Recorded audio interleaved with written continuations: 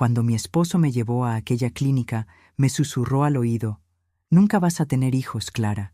Le pagué al médico para que te cortara por dentro». Pero Dios tenía otros planes, y la venganza vino de mi propio vientre 3 semanas después. Hola, mis queridos. Hola, mis queridas. Qué alegría tenerlos aquí conmigo esta tarde. Pueden pasar, pueden sentarse. Imaginen que están aquí en mi salita, tomando un cafecito caliente con pan dulce. Mi nombre es Clara Beatriz Hernández. Tengo 73 años de edad y nací aquí en Guadalajara, Jalisco. Y es aquí mismo donde vivo hasta el día de hoy, en esta ciudad que llevo en el corazón desde que vine al mundo. Y antes de continuar mi historia, quisiera pedirles un favor especial a ustedes que me están escuchando por ahí. Cuéntenme aquí en los comentarios de qué ciudadcita o ciudad grande me están viendo y a qué hora del día encontraron este video de la abuela Clara. ¿Fue tempranito todavía tomando el cafecito, a la hora de la comida, o ya por la tarde cuando se calmó el ajetreo del día? Siempre leo todos los comentarios con mucho cariño y me da muchísima alegría saber de dónde son y qué momento del día dedicaron para escuchar esta historia aquí. Cuéntenme. ¿Sí, mi hijo? Vamos a crear una cadena de cariño por México y por el mundo entero. Y si pueden, denle clic a ese botoncito de like ahí abajo y suscríbanse al canal. Activen la campanita para no perderse las próximas historias de esta abuela. Les prometo que vale la pena. Pero les voy a contar, mis queridos. La vida no siempre fue tan serena para mí, no. Hubo un tiempo muy difícil, en que no sabía si iba a tener fuerzas para continuar. Un tiempo en que un hombre que debería amarme y protegerme intentó quitarme lo que hay de más sagrado en una mujer. Y esta historia, por más dolorosa que sea de recordar, necesita ser contada. Porque hoy, cuando miro mi jardín florido, cuando veo a mi hijo y a mis nietos jugando aquí en el patio, sé que valió cada lágrima, cada noche de miedo, cada momento de soledad. Entonces, tomen su cafecito, acomódense en la silla y vengan conmigo en este viaje que comienza allá en mis 20 años de edad, cuando era una muchacha joven, llena de sueños e inocencia, y pensaba que casarme con un hombre rico me iba a traer felicidad. Ay, si yo hubiera sabido. Nací aquí en Guadalajara un día frío de junio de 1952, cuando el invierno ya comenzaba a apretar de verdad. Mi papá se llamaba Arlindo Hernández. Era un hombre alto, de hombros anchos, trabajador de los ranchos que quedaban en los alrededores de la ciudad. Él cuidaba el ganado, ayudaba en las labores del campo y volvía a casa, siempre con las manos callosas y el olor a cuero y tierra. Era un hombre de pocas palabras, ¿saben? Pero cuando hablaba, uno escuchaba. Mi mamá Teresita era lo opuesto. Hablaba por los codos, se reía fuerte, cantaba todo el día mientras cuidaba la casa y a nosotros, los hijos. Éramos 5 hermanos en total. Yo era la tercera, justo en medio de todos. Estaba Laudelino, el mayor, que ayudaba a mi papá en el campo desde pequeño. Después venía Noemi, unos 3 años mayor que yo, que era la consentida de mi mamá, y aprendía a coser y bordar desde tempranito. Yo venía después y enseguida nacieron los gemelos, Odair y Olivo, que eran el torbellino de la casa. Donde ellos pasaban era solo griterío y cosas rotas. Vivíamos en una casa de madera bien sencilla, por el rumbo de la colonia San José, en una calle de tierra que se convertía en lodazal cuando llovía. La casa tenía 3 cuartitos nomás. Un cuarto donde dormían mi papá y mi mamá. Otro donde nosotros, los 5, nos apretábamos en 2 camas viejas de fierro, y la sala, que también servía de cocina. Había una estufa de leña que mi mamá mantenía siempre encendida, y era alrededor de ella que nos juntábamos en los días más helados del invierno. El baño estaba afuera, en el patio, una casita de madera que evitábamos usar de noche porque daba mucho miedo. En el patio también había un gallinero, unas gallinas ponedoras que nos daban los huevos y un árbol de naranja que daba las frutas más dulces que he probado en mi vida. Nuestra rutina estaba marcada por el trabajo desde temprano. Me despertaba con el canto del gallo allá por las 5:30 de la mañana y ya tenía que ayudar a mi mamá, traer agua del pozo de la calle, prender el fuego, preparar el café con leche para mi papá y para los hermanos. Después, cuando el sol ya estaba más alto, iba a la escuela primaria Benito Juárez, que quedaba unas 6 cuadras de la casa. Me encantaba estudiar. ¿Saben? Me encantaba agarrar esos cuadernos, escribir con esmero, aprender las cuentitas. Mi maestra, doña Nilsa, siempre decía que yo tenía talento para las cosas, que aprendía rápido. Eso me dejaba orgullosa. A la vuelta de la escuela, allá por la hora de la comida, ya tenía que ayudar de nuevo. Pelar papas, lavar ropa en el lavadero, tenderla en el tendedero, barrer la casa. Pero cuando sobraba un tiempito, ¡ay, Dios mío!, cómo nos divertíamos. Yo y las niñas de la calle, la Gersina, la Ivonete, la Zuleide, jugábamos a la casita debajo de los árboles. Hacíamos comiditas de mentiras con lodo y hojas. Brincábamos la cuerda hasta cansarnos. Los niños jugaban canicas en la calle. Volaban papalotes en los días de viento, y cuando llegaba el invierno de verdad, hacíamos fogatas en medio de la calle. Asábamos camotes, nos quedábamos ahí contando historias de espantos hasta que mi mamá llamaba para adentro. En ese tiempo, la vida era dura, pero era sencilla también. No teníamos casi nada, pero no sabíamos que éramos pobres, porque todo mundo alrededor era igual. Mi papá ganaba poco, y el dinero apenas alcanzaba para el arroz, los frijoles y un pedazo de carne de vez en cuando. A veces comíamos solo tortillas con frijoles o caldo de frijol con hueso. Pero mi mamá tenía una habilidad tremenda de hacer comida sabrosa con casi nada. Ella siempre decía: «Dios ayuda a quien madruga, mi hija». Puede ser que no tengamos abundancia, pero tenemos dignidad. Recuerdo que cuando tenía unos 8 o 9 años, comencé a darme cuenta de una cosa que me dejaba inquieta. Mi hermana mayor, Noemi, comenzó a recibir visitas de un muchacho. Él era unos 10 años mayor que ella, hijo de un ranchero de la región, y venía a nuestra casa de vez en cuando. Mi mamá se ponía toda animada con aquello, arreglaba la sala, hacía un pastel y le decía a Noemí que se arreglara bien, que se peinara, que se pusiera el vestido más bonito. Yo veía que Noemí no parecía muy feliz con aquello, pero obedecía, y un día escuché a mi mamá conversando bajito con mi papá en la cocina. «Arlindo, si este matrimonio sale bien, es la salvación de Noemi. No va a tener que trabajar de sirvienta, no va a pasar necesidades. Un hombre con propiedades, un hombre de bien». No entendía bien lo que aquello significaba, pero algo dentro de mí se apretó. ¿Será que casarse era la única salida para nosotras? ¿Será que solo teníamos valor si conseguíamos un marido que nos mantuviera?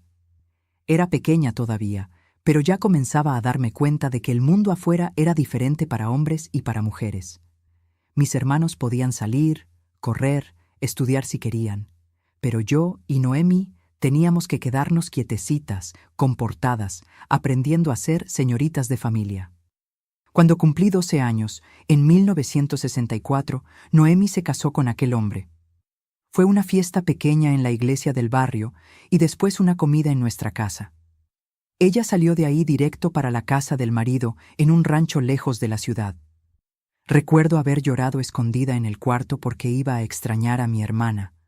Pero mi mamá dijo que era así, que pronto sería mi turno también y que tenía que estar preparada. «Clara, eres bonita, eres hacendosa, vas a conseguir un buen partido también.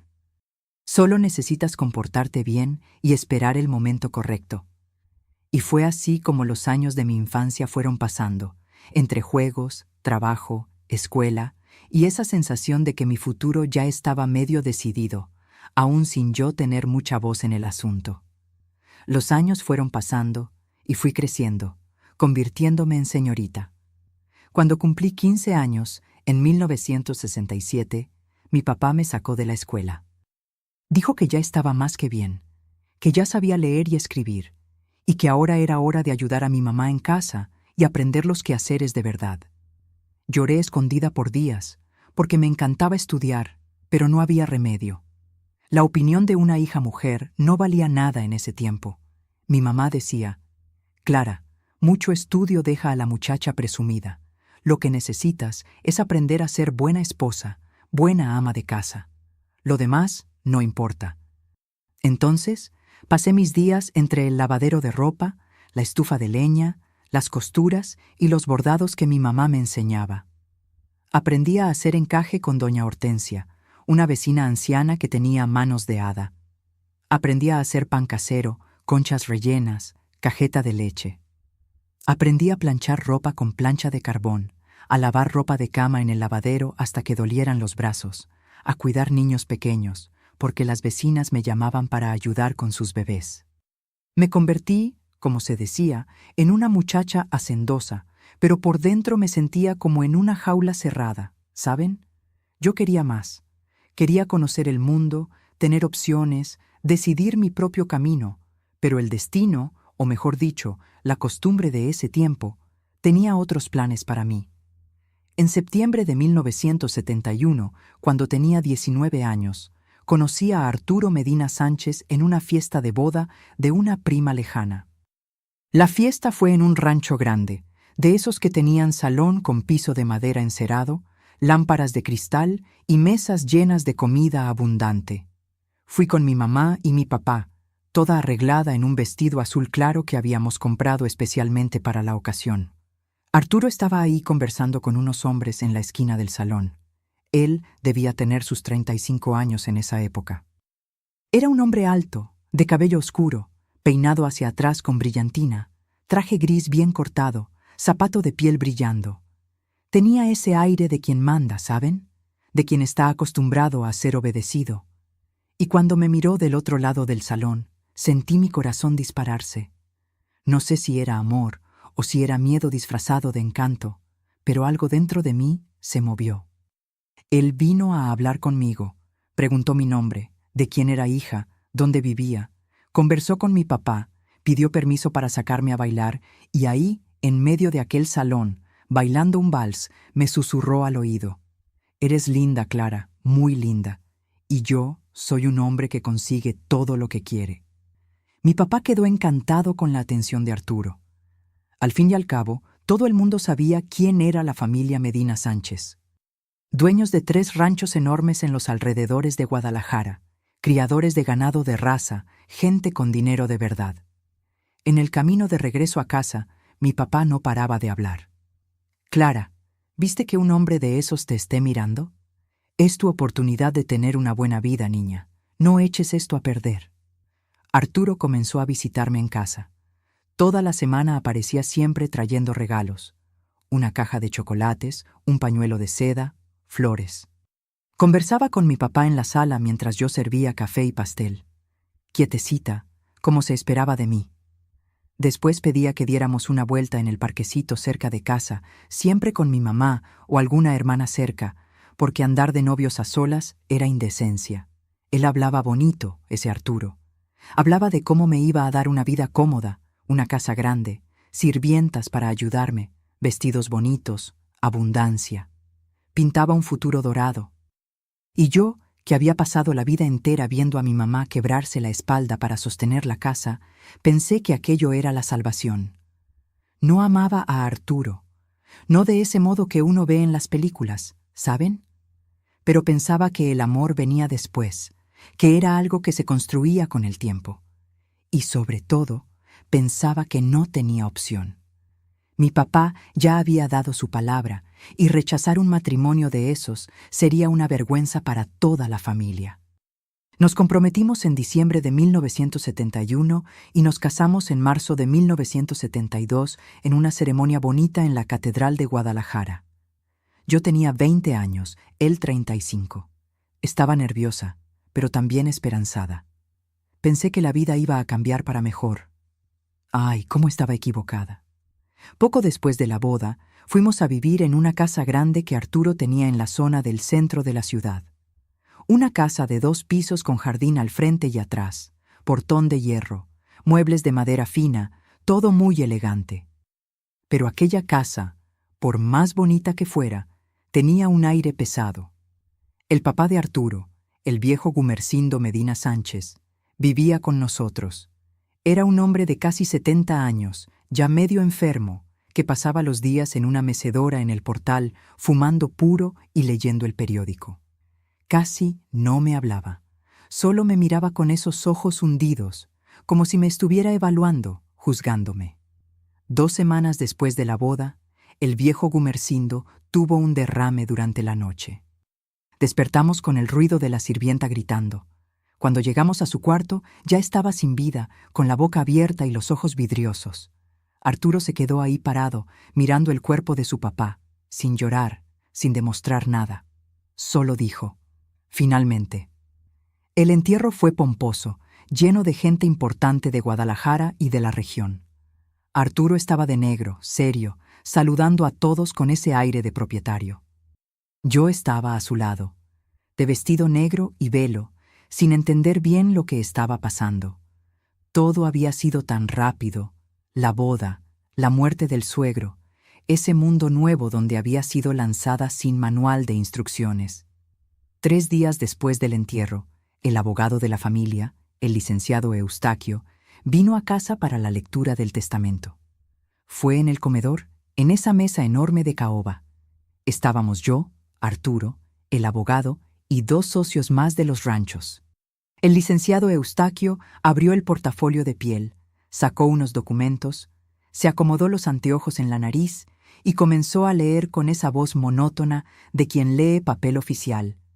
Cuando llegó a la parte de la herencia, vi el rostro de Arturo cambiar. Se puso rojo, después blanco. Las manos apretaron los brazos de la silla con tanta fuerza que los nudillos se pusieron blancos. El testamento decía así: «Nunca voy a olvidar las palabras. Dejo todas mis propiedades, bienes y valores para mi hijo Arturo Medina Sánchez, con la siguiente cláusula restrictiva. La herencia total solo será liberada cuando haya un heredero legítimo que garantice la continuidad del nombre de la familia. Hasta que ese heredero nazca y sea registrado, mi hijo recibirá apenas una mensualidad de valor estipulado por los socios administradores. Esta decisión busca garantizar que la riqueza construida por generaciones no sea desperdiciada, sino preservada para el futuro». Arturo explotó, golpeó con el puño en la mesa, gritó que aquello era un absurdo, que su papá no tenía derecho de humillarlo de esa manera, que él era hombre hecho y no necesitaba ninguna maldita cláusula para probar nada. Pero el licenciado Eustaquio dijo tranquilo que testamento era testamento, que tenía validez legal y que si Arturo quería contestar, llevaría años en la justicia y no iba a dar resultado. Su padre lo conocía, Arturo. Hizo lo que creyó mejor. Cuando todos se fueron, Arturo se encerró en el despacho. Yo me quedé en la sala, asustada, sin saber qué hacer. Horas después, salió. Su mirada estaba diferente, fría, calculadora. Vino hasta mí, me agarró la barbilla con fuerza, me miró a los ojos y dijo: «Clara, necesito contarte algo sobre ese testamento. Mi papá era un hombre cruel. La verdad es que él no quiere nietos. La cláusula dice justamente lo contrario de lo que escuchaste. Él prohibió hijos. Si tenemos un bebé, lo pierdo todo. Nos quedamos pobres, en la calle, ¿entiendes? Nosotros nunca podemos tener hijos». Me quedé paralizada. Intenté decir que no era eso lo que el abogado había leído, pero Arturo me cortó con un grito. «¿Crees que entiendes de testamentos? ¿Tú que apenas terminaste la primaria? Yo estudié, yo sé leer estas cosas. ¿Vas a confiar en mí, que soy tu esposo, o vas a andar dudando?» Bajé la cabeza. Era joven, tonta, y había sido criada para obedecer al marido. Entonces le creí. Creí en la mentira más cruel que alguien me haya contado, y fue así como comenzó mi infierno particular. Los meses que siguieron a esa conversación fueron los más solitarios de mi vida. Arturo cambió completamente conmigo. Él, que antes era atento, galante, se volvió un hombre frío y distante. Pasaba los días encerrado en el despacho, haciendo cuentas, recibiendo socios, administrando lo que quedaba del imperio de su papá. Y yo me quedaba en esa casa enorme, con apenas la sirvienta, doña Olinda, para hacerme compañía. Comenzó a aislarme de todo el mundo. Cuando mi mamá venía a visitarme, inventaba excusas, que no me sentía bien, que teníamos compromiso, que era mejor dejar para otro día. Poco a poco, Las visitas se hicieron raras. Mi papá había muerto de un infarto apenas 2 meses después de mi boda. Y mi mamá, viuda y cansada, no tenía más fuerzas para insistir. Mis hermanos vivían sus vidas y yo fui quedándome cada vez más sola en ese caserón que parecía una prisión dorada. Arturo tampoco me dejaba salir sola. La esposa de un hombre rico es blanco de chismes, Clara. No vas a andar desfilando por la ciudad sola como cualquiera, decía. Entonces me quedaba ahí entre las 4 paredes, bordando, leyendo las revistas viejas que encontraba en la biblioteca, conversando con doña Olinda mientras limpiaba la casa. Era una vida vacía, sin propósito, sin amor, y lo peor de todo era la presión constante. Cada vez que íbamos a algún evento social, una cena con los socios, una misa de domingo, una fiesta de algún conocido, las personas preguntaban: ¿y Arturo? ¿Cuándo viene el heredero? ¿Tú y Clara no van a darle un nietecito al viejo Gumersindo? Y Arturo sonreía esa sonrisa amarilla y decía: «Ah, estas cosas vienen en el tiempo de Dios». Pero cuando llegábamos a casa, lo descargaba en mí. ¿Viste la humillación? Todo el mundo cobrando hijos y yo aquí preso por causa de un testamento maldito que me prohíbe tener lo que toda familia normal tiene. Yo intentaba confortarlo, pero me alejaba con grosería. Y en el fondo yo también sufría, porque yo quería ser mamá. Veía a mis amigas de infancia empujando carriolas de bebé por la calle con esa cara de cansancio, pero también de realización, y yo sentía un vacío enorme en el pecho. Pero pensaba que aquello era el precio a pagar por tener comodidad, por no pasar necesidades. Era lo que me repetía a mí misma todas las noches antes de dormir. Al menos no pasas hambre, Clara. Al menos tienes un techo y comida en la mesa. Fue en agosto de 1972, unos 5 meses después de la boda, que Arturo llegó a casa con una noticia. Me llamó a la sala, me mandó sentar y dijo con esa voz controlada suya: «Clara, te agendé una consulta con un médico, doctor Sabio, un ginecólogo amigo mío. Has ido mucho al baño últimamente quejándote de dolor. Creo que puede ser algún problema en los ovarios, un quiste, tal vez. Vamos a hacer unos exámenes». Ni siquiera me había quejado de ningún dolor, pero cuando intenté decir eso, me cortó. «No seas terca, Clara, yo lo noté, y quiero que estés saludable. Al fin y al cabo, aunque no podamos tener hijos, necesito una esposa saludable a mi lado». Acepté porque nunca había ido a un ginecólogo antes, y pensé que tal vez sería bueno hacer unos exámenes. La consulta fue en una clínica particular, en un edificio bonito en el centro de la ciudad. El doctor Sabio era un hombre de mediana edad, con lentes, bata blanca impecable, que me examinó y pidió unos exámenes de sangre y de orina. Arturo se quedó todo el tiempo en la sala supervisando todo, como si yo fuera una niña incapaz de hablar por sí misma. Una semana después, volvimos ahí para buscar los resultados. El doctor Sabio llamó a Arturo al consultorio particular y se quedaron ahí dentro por casi media hora mientras yo esperaba en la salita externa. Cuando salieron, Arturo tenía una expresión seria. «Es como imaginaba, Clara. Tienes un quiste en el ovario. Vas a tener que operar». «¿Operar?» Sentí un frío en la espalda. «¿Pero es grave? ¿Es peligroso?», pregunté con la voz temblando. Arturo puso la mano en mi hombro, pero su toque no tenía ningún cariño. «Es sencillo, Clara. El médico va a sacar el quiste y vas a estar bien. Ya está todo agendado para la semana que viene. Vas a internarte por la mañana, te hacen la cirugía y al día siguiente ya vuelves a casa». No tenía a nadie a quien preguntarle, nadie para aconsejarme. Doña Olinda, cuando supo, se preocupó. «Ay, mi hija, cirugía es cosa seria. ¿Estás segura que necesitas?», preguntó mientras arreglaba mi maletita. ¿Pero qué podía hacer?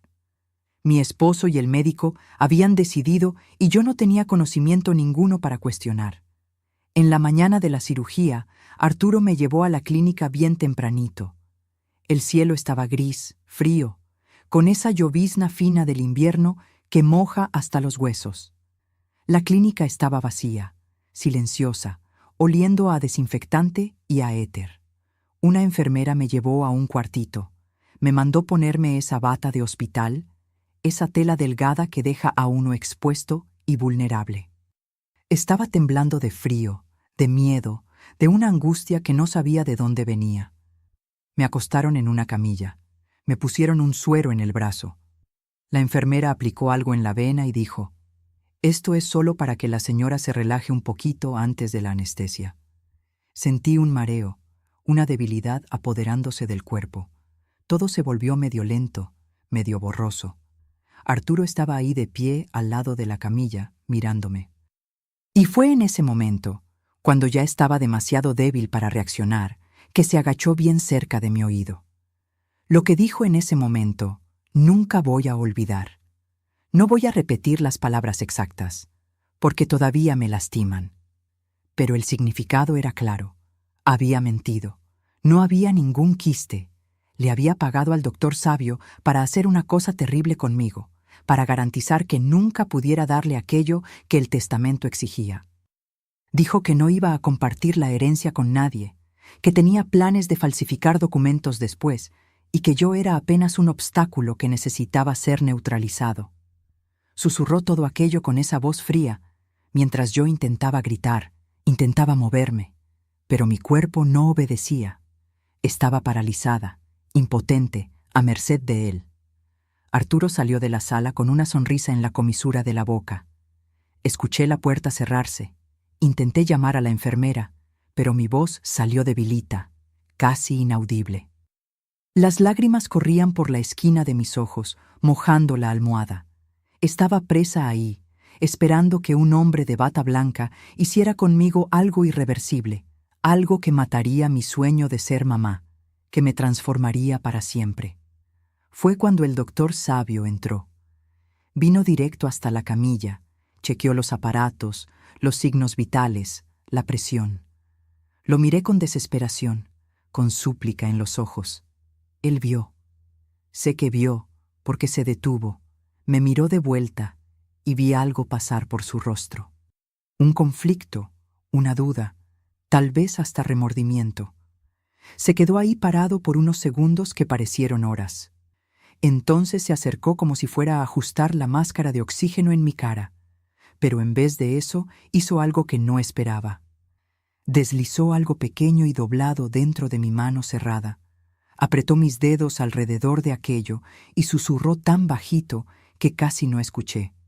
Lea después. Confíe en mí. Antes de que pudiera procesar lo que había pasado, me puso la máscara en la cara y el gas de la anestesia comenzó a jalarme hacia un sueño profundo y oscuro. Lo último que recuerdo haber pensado fue: Dios, si existes, ayúdame. Y entonces todo se volvió negro. Desperté en un cuarto blanco con esa luz fría de hospital golpeando en mis ojos.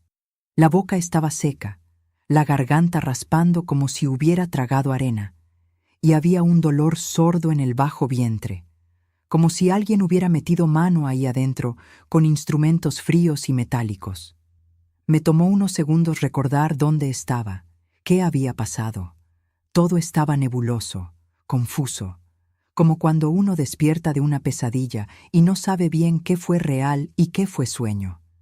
Pero entonces la memoria volvió, clara y cruel como un golpe en el estómago. Arturo susurrando esas palabras en mi oído mientras estaba paralizada en la camilla. Mi impotencia total, mi cuerpo débil por los sedantes, mi voz que no salía, mis brazos que no se movían, la desesperación silenciosa de quien está siendo llevada al matadero y no puede hacer nada para salvarse. Sentí una náusea subir por la garganta, unas ganas de vomitar que eran físicas y también emocionales, mi cuerpo rechazando el horror de lo que había pasado. Intenté moverme, pero mi cuerpo estaba pesado, lerdo, como si tuviera plomo en las venas en vez de sangre. La anestesia todavía no había pasado completamente. Había un vendaje en la barriga cubierto por esa tela hospitalaria áspera que pica en la piel. Miré alrededor despacio, girando la cabeza con cuidado, porque hasta eso dolía. El cuarto estaba vacío. Ninguna enfermera, ningún médico y ningún Arturo. Gracias a Dios. Estaba sola con mi desesperación y con una certeza terrible, martillando en mi cabeza como una campana de iglesia, anunciando un entierro. Él lo había hecho, me había cortado por dentro, había destruido mi capacidad de ser mamá. Nunca más sería capaz de cargar una vida dentro de mí, de sentir a un bebé moviéndose en mi panza, de amamantar, de arrullar a un hijo en los brazos. Todo eso me había sido arrancado a la fuerza, sin mi consentimiento, por un hombre que debería amarme y protegerme. Las lágrimas vinieron sin control, mojando la almohada, escurriendo por mi cuello, entrando por las esquinas de la boca con ese sabor salado de desesperación pura. Lloré bajito, sofocando sollozos, con miedo de que alguien oyera, con miedo de parecer débil, pero también porque no había nadie ahí para consolarme de todos modos. No tenía a mi mamá cerca. Ella estaba lejos, vieja, cansada, y ni siquiera sabía bien por lo que estaba pasando. No tenía hermanos. Ellos tenían sus propias vidas y apenas se acordaban de mí desde que me había casado. No tenía amigas. Arturo había cortado todos mis lazos con el mundo. Estaba completamente sola en ese universo, a merced de un hombre que no me amaba, que me veía apenas como un obstáculo, como una cosa que necesitaba ser controlada, dominada y finalmente destruida. Miré al techo blanco, a la lámpara simple que colgaba ahí y pensé, ¿será que vale la pena continuar? ¿Será que no sería mejor dejar que todo acabe aquí? Pero algo dentro de mí, una chispa terca, una fuerza que ni sabía que tenía, dijo, no, no va a ser así. No va a terminar así. No voy a dejar que él gane. Fue cuando sentí algo extraño en mi mano derecha, un leve malestar, una sensación rara, como si hubiera algo doblado entre mis dedos, pegado por la transpiración. Fruncí el ceño confundida. ¿Qué era aquello? Abrí la mano despacio, con dificultad, porque los dedos estaban duros, y vi un pedacito de papel arrugado, medio húmedo del sudor que había escurrido por mi palma durante la cirugía. La nota. Mi corazón dio un salto en el pecho. El médico había puesto una nota en mi mano antes de la anestesia. Lo había olvidado completamente, pero ahora la memoria volvió como un relámpago. Él acercándose, ajustando la máscara de oxígeno, deslizando ese papel doblado dentro de mi mano cerrada, susurrando, «Confíe en mí». ¿Pero confiar en qué? ¿Qué había escrito ahí? Con los dedos temblando tanto que apenas podía sostener el papel, desdoblé ese pedacito minúsculo con todo cuidado, como si fuera algo sagrado. La letra era apresurada, medio chueca, escrita a lápiz de forma casi ilegible. No hice la ligadura. Hice apenas un corte superficial en la piel para dejar cicatriz. Y tengo una noticia. Los exámenes preoperatorios mostraron que ya está embarazada de 3 semanas. Proteja a esta criatura. Arturo no puede saber. S. Lo leí una vez, lo leí 2, lo leí 3 veces, parpadeando para estar segura de que estaba leyendo bien, de que no era la alucinación de la anestesia, de que esas palabras estaban realmente escritas ahí. ¿Embarazada? ¿Estaba embarazada? ¿Pero cómo? ¿Cuándo había pasado? Y el doctor sabio no me había cortado de verdad. Había solo fingido, había arriesgado todo, la amistad con Arturo, tal vez hasta la licencia médica para salvarme. Mi mente entró en un torbellino de emociones tan intensas, tan contradictorias, que no sabía si reír o llorar. Mi cuerpo temblaba entero en la cama. Las lágrimas todavía caían, pero ahora eran lágrimas diferentes, de alivio, de shock, de gratitud, de terror, de esperanza, todo mezclado en una sola cosa. Puse la mano sobre la panza, sobre el vendaje que cubría ese corte superficial que no significaba nada, y sentí algo que nunca había sentido antes en mi vida, una conexión profunda, instantánea, visceral, con esa vidita minúscula que estaba creciendo dentro de mí sin que supiera. Mi hijo o mi hija, mi bebé, el heredero que Arturo tanto temía, el nieto que el testamento exigía, la criatura que iba a cambiar todo, voltear todo de cabeza, destruir todos los planes crueles de ese hombre. pero junto con la alegría explosiva que hacía que mi pecho pareciera pequeño de más para contener todo lo que estaba sintiendo, vino el terror helado. Arturo pensaba que estaba estéril ahora. Arturo pensaba que había ganado, que había eliminado el problema, que había garantizado el control total de la situación. Si descubría que estaba embarazada, ¿qué haría conmigo? ¿Intentaría obligarme a sacar al bebé? ¿Me empujaría por las escaleras? ¿Pondría veneno en mi comida? O peor, intentaría hacerme desaparecer completamente, fingir que fue un accidente, enterrarme en algún rincón y decirle a todo el mundo que había huido. Sabía de lo que era capaz. Un hombre que le paga a un médico para mutilar a su propia esposa es capaz de cualquier cosa. Apreté la nota en la mano, arrugándola hasta transformar aquello en una bolita minúscula, del tamaño de un chícharo. No podía dejar rastro, no podía dejar que Arturo encontrara ese papel. Si descubría que el médico me había traicionado, o mejor dicho, me había salvado, podría ir tras el doctor Sabio también. Y no podía poner en riesgo la vida del único hombre que había tenido el coraje de ayudarme. Cuando la enfermera entró al cuarto, unos 10 minutos después, ya había metido esa bolita de papel debajo de mi cuerpo, escondida entre la sábana y el colchón. Y cuando preguntó, con esa voz mecánicamente alegre, de quien repite la misma frase 50 veces al día: «¿Cómo se siente, doña Clara?», dije con la voz débil pero controlada: «Estoy bien, solo cansada. Solo quiero ir a casa y descansar». Arturo apareció al final de la tarde, cuando el sol ya se estaba poniendo allá afuera y el cuarto se ponía anaranjado con la luz que entraba por la ventana. Entró con un ramo de rosas rojas.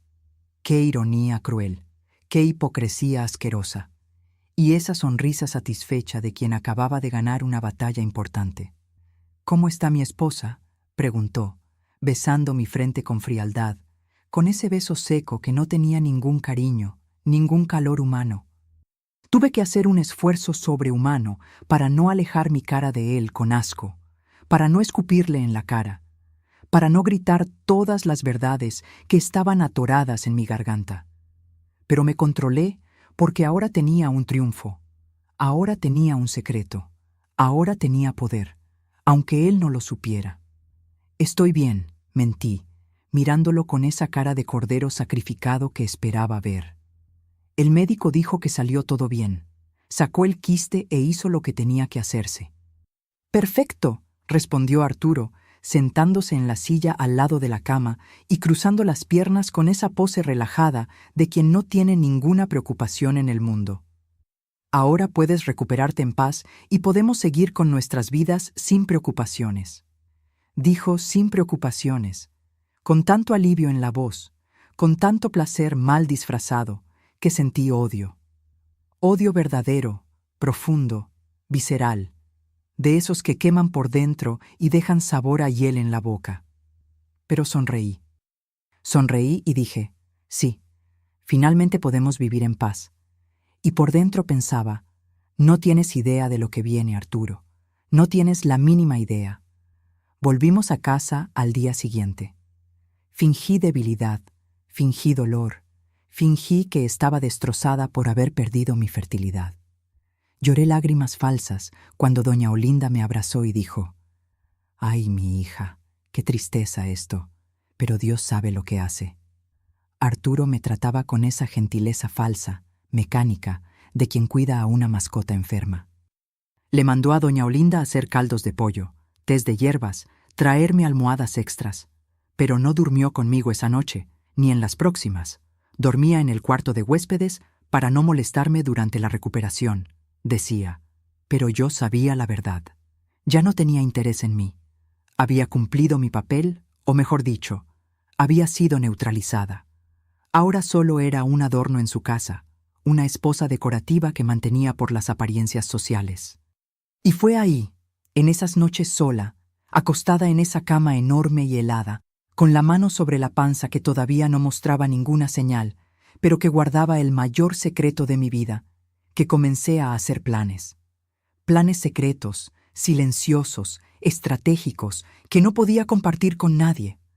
Necesitaba proteger a mi bebé, necesitaba ganar tiempo. Necesitaba hacer que Arturo creyera que había ganado mientras yo, por dentro, preparaba mi venganza. Una venganza justa, merecida, que vendría en el momento correcto. En las semanas siguientes, fui la mejor actriz que haya existido. Fingía tristeza profunda cuando alguien mencionaba bebés en conversaciones. Fingía que había aceptado mi destino cruel de nunca ser mamá. Fingía que estaba en paz con todo, que me estaba conformando, que estaba aprendiendo a vivir con esa pérdida. Pero por dentro estaba en guerra, una guerra silenciosa, calculada, estratégica, donde cada movimiento tenía que ser pensado con cuidado milimétrico. Sabía que tenía algunos meses de ventaja. La panza solo iba a comenzar a aparecer allá por el cuarto, quinto mes de embarazo. Hasta ahí podía esconder con ropas anchas, con rebozos, con fajas apretadas cuando fuera necesario, con excusas sobre haber engordado un poco en la recuperación de la cirugía. Pero necesitaba un plan mayor, más sólido. Necesitaba ayuda externa. Necesitaba a alguien que pudiera protegerme cuando la verdad finalmente saliera a la luz y se desatara el infierno. Fue entonces que me acordé del abogado, el licenciado Eustaquio, ese hombre serio de lentes y traje gris que había leído el testamento meses atrás. Él sabía la verdad. Sabía que la cláusula era justamente lo opuesto de lo que Arturo me había contado. Sabía que un heredero era necesario, no prohibido. ¿Será que me ayudaría? ¿Será que tenía algún poder legal para protegerme? ¿O será que era leal a Arturo y me entregaría? Comencé a hacer llamadas secretas.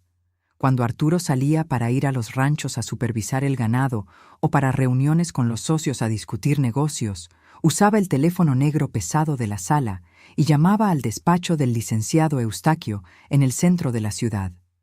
Mi corazón latía tan fuerte que pensaba que se me iba a salir por la boca.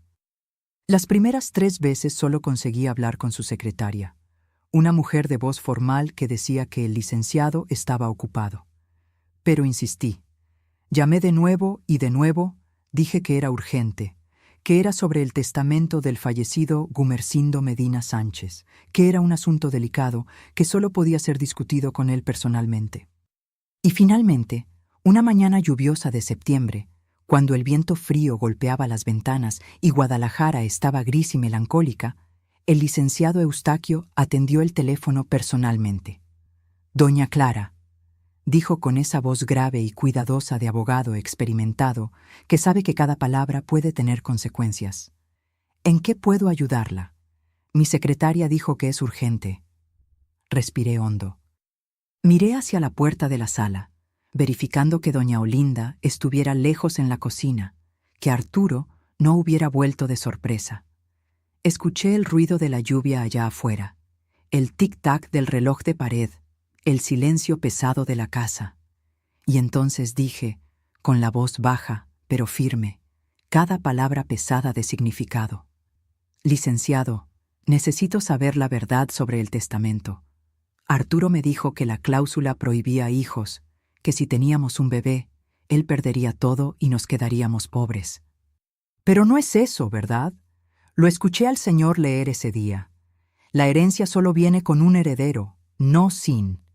¿Estoy en lo correcto o estoy loca?» Hubo un silencio pesado del otro lado de la línea, un silencio largo, pensativo, que me dejó nerviosa. ¿Será que había cometido un error? ¿Será que iba a denunciarme con Arturo? Pero entonces la voz del licenciado Eustaquio vino lenta y cuidadosa. «Doña Clara, la señora está absolutamente en lo correcto. La cláusula exige un heredero legítimo, un nieto, para la liberación total de la herencia. Sin un heredero, Arturo recibe apenas la mensualidad estipulada. ¿Por qué Arturo le dijo lo contrario? Eso no tiene ningún sentido». No conseguí responder bien. Mi voz falló. Se quedó presa en la garganta junto con un sollozo que intentaba tragar. Las lágrimas volvieron, mojando mi cara, pero el abogado era inteligente y experimentado. Entendió que algo muy malo estaba pasando en esa casa. «Doña Clara», dijo despacio, con una preocupación genuina en la voz, «¿la señora está en peligro? ¿Necesita ayuda inmediata? ¿Quiere que vaya hasta allá? Todavía no, respondí, limpiando las lágrimas con el dorso de la mano, intentando recuperar el control. Todavía no, licenciado, pero voy a necesitar ayuda pronto, muy pronto. Y cuando necesite, ¿el señor va a estar de mi lado?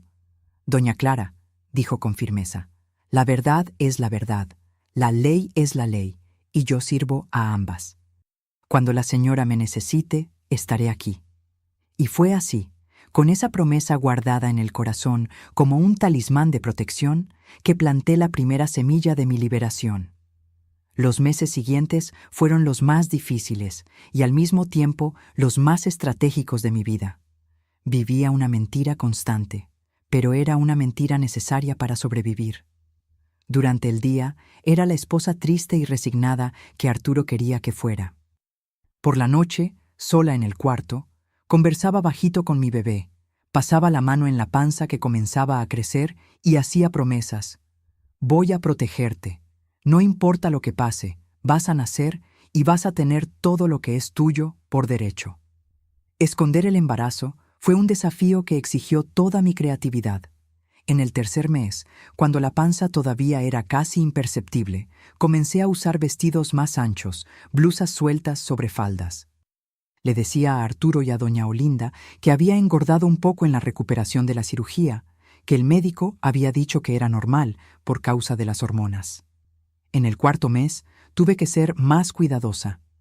Compré unas fajas modeladoras en una tienda discreta de otra ciudad, lejos de Guadalajara, donde nadie me conocía.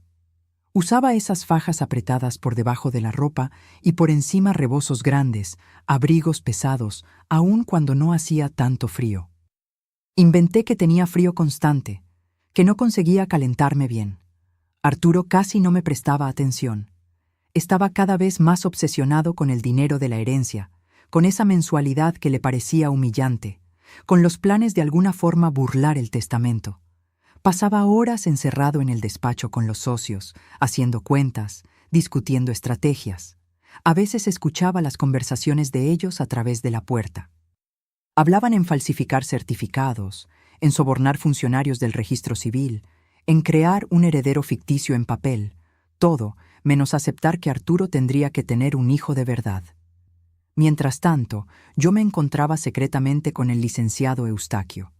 Eran encuentros cuidadosos, planeados. Yo fingía que iba a la iglesia o que iba a visitar a mi mamá, y en realidad iba hasta el despacho de él en el centro. Era un hombre íntegro, ese abogado. Cuando le conté toda la verdad, la mentira de Arturo sobre el testamento, la cirugía forzada que no pasó de verdad, el embarazo secreto, quedó chocado. Pero no me juzgó. Por el contrario, dijo: Doña Clara, ese hombre cometió crímenes graves, coacción, intento de lesión corporal, fraude. Y cuando la señora revele que está embarazada, va a perder todo y cualquier derecho sobre la herencia. Juntos planeamos cada detalle. El doctor Sabio, ese médico que me había salvado, proporcionó todos los informes, los exámenes preoperatorios que mostraban mi embarazo, el reporte quirúrgico donde describió lo que realmente hizo, apenas un corte superficial, todo documentado y firmado. Arriesgó su propia carrera por mí y nunca voy a olvidar eso. El licenciado Eustaquio guardó esos documentos en secreto, esperando el momento correcto. Cuando vaya a revelar, doña Clara, me aconsejó una tarde de diciembre mientras tomábamos té en su despacho. Tiene que ser en público, tiene que haber testigos importantes, personas que no puedan ser compradas ni intimidadas por Arturo. Solo así, la señora estará protegida. Nos quedamos esperando la oportunidad perfecta y llegó en enero de 1973, cuando estaba en el 5º mes de embarazo. Arturo organizó una cena en nuestra casa, una cena pomposa, con los 3 socios principales de los ranchos, 2 abogados que había contratado para resolver la cuestión de la herencia, y hasta el juez de primera instancia de Guadalajara, el licenciado Baldomiro, un hombre importante que Arturo quería impresionar. El objetivo de la cena era presentar un plan para liberar el dinero sin cumplir la cláusula del testamento. Arturo estaba confiado, pensando que iba a conseguir engañar a todo el mundo. Pasé el día preparando todo con doña Olinda. La mesa fue puesta con la porcelana fina, los cubiertos de plata, las copas de cristal. La comida fue esmerada. Pollo asado, arroz rojo, ensaladas, mole, vino importado. Estaba nerviosa, pero no dejé que se notara. Esa era mi noche. Esa era la hora de la verdad. Cuando los invitados llegaron allá por las 7 de la noche, me quedé en el cuarto arreglándome. El licenciado Eustaquio había llegado también. Arturo ni sabía que había invitado al abogado de su papá, pero dije que era protocolo, que necesitaba estar presente en cualquier discusión sobre la herencia. Arturo no le gustó, pero no podía rechazar enfrente de todo el mundo. Los dejé cenar primero. Me quedé escuchando desde el piso de arriba las conversaciones, las risas.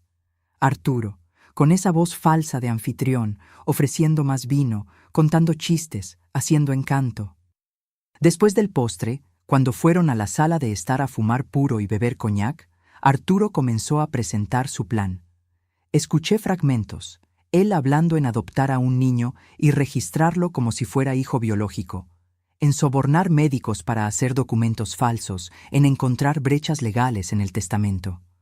Fue en ese momento que bajé las escaleras. Me había cambiado en el cuarto. Me quité la faja apretada que venía usando hacía meses. Me quité las ropas anchas, los rebozos, todos los artificios. Me puse un vestido que había comprado a escondidas, un vestido de tela fina, color verde oscuro, ajustado al cuerpo, que abrazaba cada curva, cada volumen. Y la panza de 5 meses, redonda, inconfundible, estaba ahí expuesta para que todo el mundo viera. Bajé escalón por escalón, despacio, agarrándome del pasamano. Mi corazón latía tan fuerte que pensaba que me iba a desmayar, pero respiré hondo y continué. Cuando llegué a la puerta de la sala de estar, todos estaban volteados hacia adelante, escuchando a Arturo hablar. Carraspeé bajito. Uno de los socios me vio primero y abrió los ojos como platos. Después otro, después el juez. Todos se quedaron en silencio, mirándome, más específicamente mi panza, con esa expresión de quien no cree lo que está viendo. Arturo volteó la cabeza despacio. Cuando me vio, la copa de coñac que sostenía se resbaló de sus dedos y cayó en la alfombra, derramando ese líquido ámbar. Su rostro se puso blanco, completamente sin color, como si hubiera visto un fantasma. Se levantó tambaleándose del sillón, apuntándome con el dedo temblando, y gritó con una voz estrangulada: «¡Eso es imposible! Tú estás operada, no puedes estar embarazada. Le pagué al médico para que te cortara». Silencio absoluto en la sala. Todos lo miraron chocados. El juez se levantó también, frunciendo el ceño. «¿Qué acaba de decir, señor Medina?» Arturo se dio cuenta del error demasiado tarde. Se había entregado, había confesado en frente de testigos importantes, un juez, 3 empresarios respetados, 2 abogados. Intentó retractarse, tartamudeando. No fue eso, quise decir, pero no lo dejé. Entré a la sala con la cabeza en alto, con toda la dignidad que había sido aplastada durante esos meses. Dijo exactamente lo que escucharon. Mi voz salió firme, clara. Arturo me contó que el testamento del suegro prohibía hijos, que si quedaba embarazada, perdería todo. Era mentira. Me llevó a una clínica en agosto pasado diciendo que tenía un quiste, pero en realidad le había pagado al médico para hacer una cirugía que me dejaría estéril. Quería garantizar que nunca pudiera darle el heredero que el testamento exige. El licenciado Eustaquio se levantó, tomó el portafolio de piel que había traído y sacó de ahí los documentos que habíamos preparado. «Señores», dijo con esa voz de abogado que no acepta contestación, «tengo aquí todos los informes médicos, los exámenes preoperatorios que muestran que doña Clara ya estaba embarazada de 3 semanas cuando fue llevada a la cirugía. El reporte del doctor Sabio, describiendo que por cuestiones éticas se negó a hacer el procedimiento que Arturo exigió e hizo apenas un corte superficial para simular la cirugía. Y tengo el testimonio del propio médico registrado en notaría, confesando todo». Distribuyó copias de los documentos para los abogados y para el juez. Arturo estaba paralizado, viendo todo su mundo desmoronarse. El juez leyó los papeles con atención, con esa cara seria de quien está procesando algo grave. Después miró a Arturo con desprecio. Señor Medina Sánchez, lo que usted hizo constituye delito de coacción e intento de lesión corporal grave. Y en cuanto a la herencia, el licenciado Eustaquio completó. El testamento de Gumersindo Medina Sánchez es muy claro. Existe una cláusula secundaria que establece, en caso de incapacidad moral, mala fe o crimen cometido por el heredero Arturo contra la gestación o nacimiento de un heredero legítimo, la tutela legal de la fortuna pasará íntegramente a la madre de la criatura hasta que ésta alcance la mayoría de edad. O sea, debido a los crímenes que Arturo cometió, intentando impedir el nacimiento de su propio hijo, perdió todo y cualquier derecho sobre la herencia. Doña Clara es ahora la administradora legal de toda la fortuna en nombre del bebé que lleva. Fue como si una bomba hubiera explotado en esa sala. Los socios comenzaron a hablar todos al mismo tiempo. El juez dijo que iba a abrir una investigación. Los abogados de Arturo intentaron argumentar, pero no había argumento posible. El crimen había sido confesado en frente de testigos. Los documentos eran legales e incontestables. Arturo me miró con un odio tan profundo que sentí un escalofrío. «Maldita perra», sisió entre los dientes. «¿Me engañaste? ¿Armaste todo esto?» «No, Arturo», respondí, poniendo la mano protectora sobre la panza. «Tú armaste contra mí. Yo solo sobreviví y mi hijo va a tener todo aquello que es suyo por derecho, todo aquello que tú intentaste robar». Esa misma noche, por orden del juez y acompañado por los socios que querían proteger el patrimonio de los ranchos, Arturo fue expulsado de la casa. Salió apenas con la ropa puesta y con la mensualidad que continuaría recibiendo, esa misma mensualidad que tanto despreciaba. La mansión, los ranchos, el dinero, todo pasó a mi administración legal. Y yo, que había sido tratada como nada, como un objeto descartable, me convertí en la mujer más rica de Guadalajara de la noche a la mañana. Pero más importante que el dinero, me había vuelto libre.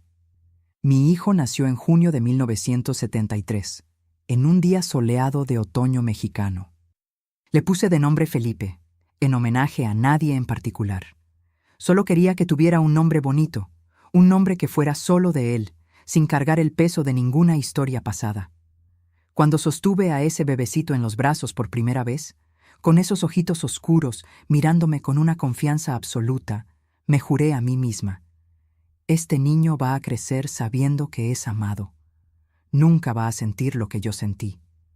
Y cumplí esa promesa. Crié a mi Felipe con todo el amor del mundo. Nunca le faltó nada. Comida buena, ropa limpia, escuela particular, profesores de música, de inglés, todo lo que necesitaba para tener una vida buena y digna. Pero más importante que eso, le di lo que dinero ninguno puede comprar: presencia, cariño, atención. Estuve ahí en cada fiesta de la escuela, en cada partido de fútbol, en cada momento importante. Y cuando hacía preguntas sobre el papá, le contaba la verdad de un modo que un niño pudiera entender. «Tu papá no supo ser papá, mi hijo, pero tienes mamá que te ama por dos». Arturo nunca más pisó nuestra casa. Continuó recibiendo la mensualidad del testamento. Era suficiente para vivir de forma modesta, pero nada comparado con la fortuna que había perdido. Escuché decir que se fue a vivir a Ciudad de México, que intentó algunos negocios que no funcionaron, que quedó amargado y solitario. En 1989 murió de un infarto solo en un departamento rentado. Cuando recibí la noticia, no sentí alegría ni tristeza, solo un vacío, una constatación de que ese hombre había desperdiciado la vida entera corriendo tras el dinero y había muerto sin tener nada que realmente importara. Administré la fortuna con responsabilidad. Los ranchos continuaron produciendo, los negocios prosperaron bajo la gestión de los socios honestos que mi suegro había elegido. Yo firmaba los papeles necesarios, participaba de las reuniones importantes, pero siempre con el licenciado Eustaquio a mi lado, orientándome. Cuando Felipe cumplió 18 años en 1991, legalmente heredó todo como el testamento determinaba. Pero él, a quien había criado con buenos valores, me consultaba en todo. «Mamá», decía, «tú luchaste por esto. Mereces decidir». Juntos decidimos hacer algo bueno con ese dinero. Vendimos uno de los ranchos y usamos el dinero para construir una escuela pública en Guadalajara, una escuela bonita donde niños pobres pudieran estudiar con dignidad. Donamos para hospitales, para asilos, para instituciones que cuidaban mujeres en situación de vulnerabilidad. No hicimos eso para aparecer. Lo hicimos porque era correcto, porque sabía lo que era necesitar ayuda y no tener. Felipe creció, se graduó en agronomía, se casó con una muchacha buena llamada Luciana y me dio 3 nietos maravillosos que son la luz de mi vida. Vive aquí cerca, en una casa que construyó a unos 10 minutos de la mía y cuida las tierras que quedaron de la herencia con competencia y amor por la tierra. Es un hombre bueno, trabajador, honesto, todo lo que su papá no fue. Y yo, después de tantos años administrando fortunas y resolviendo cuestiones complicadas, decidí simplificar mi vida. Cuando cumplí 70 años, pasé todas las responsabilidades legales a Felipe y me jubilé de verdad. Hoy, a mis 73 años, vivo aquí en esta casita sencilla, en Guadalajara, la ciudad donde nací y donde pretendo morir. No es la mansión donde viví con Arturo. Esa la vendí hace mucho tiempo. No soportaba las memorias de esas paredes. Es una casa pequeña, acogedora, con un jardín enorme que es mi pasión y mi terapia. Despierto tempranito todos los días, hago mi café con leche, como un pedazo de pan dulce o de pastel de elote, y voy al jardín. Es ahí, metiendo mano en la tierra, regando las flores, conversando con las plantas, que encuentro mi paz. Cada rosa que florece es una victoria pequeña. Cada semilla que germina es un recordatorio de que la vida siempre encuentra un modo de continuar, aún después de las tempestades más terribles.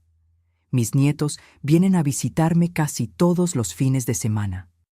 Tienen entre 8 y 15 años y les encanta venir aquí a comer mi pastel, jugar en el jardín, escuchar mis historias. No todas, claro. Algunas historias son demasiado pesadas para oídos jóvenes. Pero cuento sobre mi infancia, sobre los tiempos antiguos de Guadalajara, sobre cómo la vida era diferente.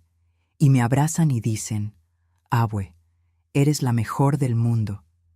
Mi vida hoy es sencilla, pero está llena. Tengo mis amigas de la iglesia con quienes tomo café en las tardes de domingo. Tengo a mi hijo que me llama todos los días para saber si estoy bien. Tengo a mi nuera que me trae comida cuando sabe que estoy demasiado cansada para cocinar. Tengo a mis nietos que llenan mi casa de ruido y alegría. Tengo mi jardín, mis libros, mis memorias, las buenas y las malas. Porque las malas también me enseñaron quién soy. Cuando miro para atrás, a mis 20 años de edad, cuando esa pesadilla comenzó, apenas reconozco a esa muchacha asustada e ingenua que era. La Clara de hoy es fuerte, es sabia, es libre. Sobreviví a lo peor que un ser humano puede hacerle a otro. Y no solo sobreviví, vencí. Transformé dolor en lucha y lucha en victoria. Y de esa victoria nació una vida buena, una familia amorosa, un legado de dignidad. No tengo rencor en el corazón. Arturo pagó su precio aún en vida, amargando en la soledad todo lo que plantó con su propia maldad. Yo, por otro lado, cosecho hasta hoy los frutos del amor, del coraje y de la fe, que nunca me abandonaron completamente, aún en los momentos más oscuros. Y es así, mis queridos, rodeada de flores y de amor, que vivo mis días aquí en Guadalajara, en la misma tierra donde nací, agradecida por cada amanecer, por cada abrazo, por cada pequeña alegría que la vida todavía me reserva. Mis queridos, si me están escuchando ahora y están pasando por algo parecido, si hay alguien controlándolos, manipulándolos, haciéndolos creer en mentiras para mantenerlos presos en una situación de sufrimiento, quiero que sepan algo. No están solos, no están solas. Y por más imposible que parezca en este momento, existe salida. Siempre existe. Aprendí algunas cosas en estos más de 50 años, desde que vivía esa pesadilla. La primera cosa que aprendí es que cuando un hombre o una mujer o cualquier persona intenta quitarte el control sobre tu propio cuerpo, sobre tus propias opciones, esa persona no te ama, te posee. Y ser poseída no es amor, es prisión. Amor verdadero respeta, honra, protege. Amor verdadero no miente, no manipula, no lastima. La segunda cosa que aprendí es que la verdad siempre vence al final. Puede demorar, puede doler, puede parecer que las mentiras son más fuertes, pero no lo son.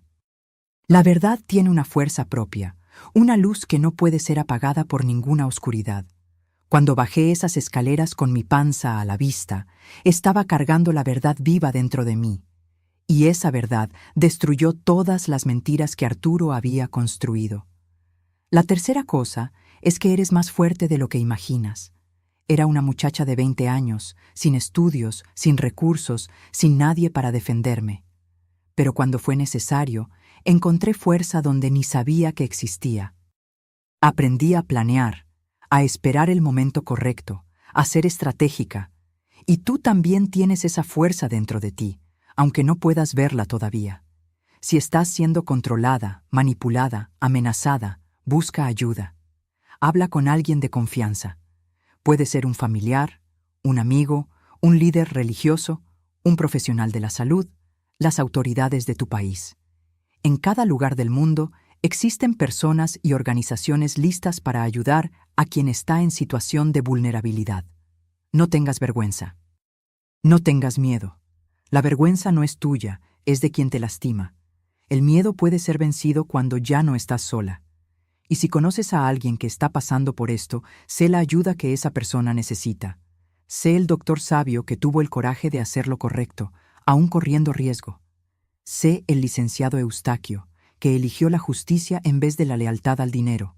Sé la doña Olinda, que aún siendo solo una sirvienta, me trató con cariño cuando más lo necesitaba. Pequeños gestos de bondad pueden salvar vidas. Transformé el veneno que me dieron en medicina. Transformé el dolor en fuerza.